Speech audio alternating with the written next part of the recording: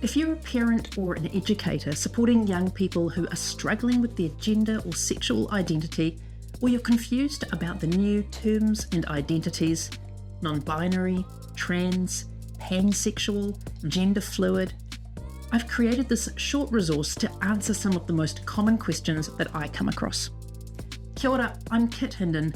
As a parent to 2 teenagers and somebody that identifies as non-binary myself, I want to share my personal experience and advice on responding to some of these situations regarding gender and sexuality. In a nutshell, it's about both going on the journey with your adolescent and also stepping back and letting them explore their identity. Focus on the long game and the kind of relationship you want to build with them into their adulthood. So how do I know if this non-binary or trans thing is just a phase? The short answer is you don't. But that's okay, because either way, the best course is to let them explore their identity. Identity is a fundamental part of the adolescent experience. If you don't offer resistance, they'll figure out where they belong. Just keep loving them and let them try on a few different identities, a few different names if they want to. In my experience, parents who try to control or deny their kids' identity sometimes end up jeopardizing their connection and their ongoing relationship with their children. And they might even unconsciously push their kid into digging their heels in and holding tighter to the identity that they're currently experimenting with. Wherever they land, it's important they know you love them, so avoid telling them if you think it's a phase. There's nothing more invalidating to your current experience as someone telling you they know you better than you know yourself. But there are only 2 genders, male and female. What's all this gender fluid non-binary stuff? Well, gender and sex are 2 different things. Sex is your biology, chromosomes, genes, genitals, hormones, and the huge variety of all these factors actually make biological sex a spectrum of possibilities. There's actually way more people that fall outside of the typical male or female biological factors than we formerly thought. And gender is a social construct and something that we perform based on social ideas about what our biological sex should look like. Think about masculine, feminine, androgynous, different gender expressions. Unlike biological sex, non-binary is a gender identity, and that relates to how you feel inside in your brain. Some folk feel one way in their brain and look another way physically.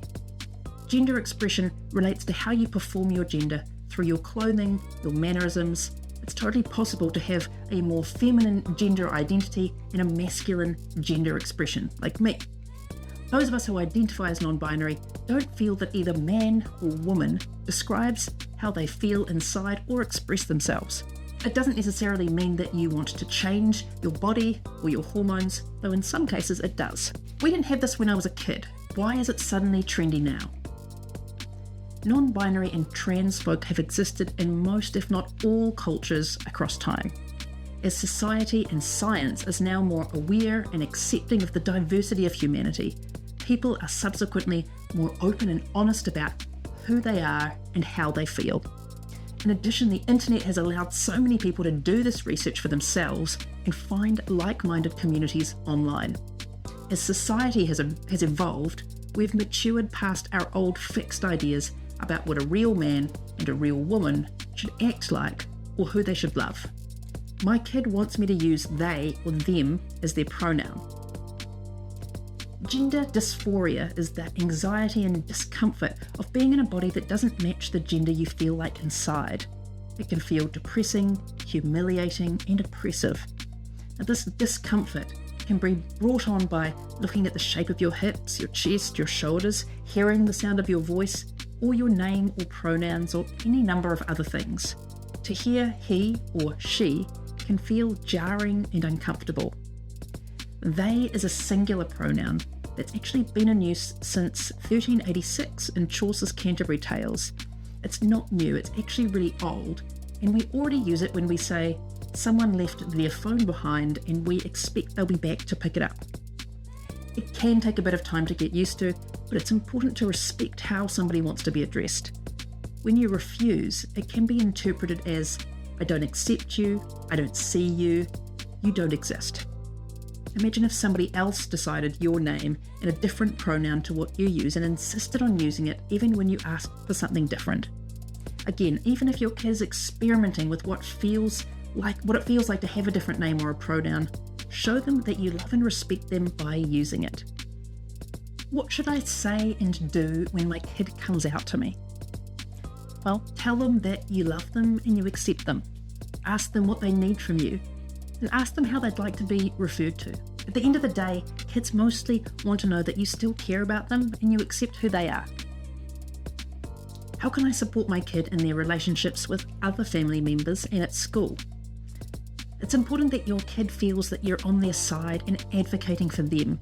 So if they have a new name or pronouns, be sure to practice. You won't get it right every time. That's okay. Just acknowledge it by correcting yourself and let them know you're working on it. Show them you support them by correcting other people if they get it wrong. And what if they change their mind again and have another name or pronoun? That's okay too. This part of their life won't last forever. If you have to update a few times, it's worth it to show them that you're on the journey with them.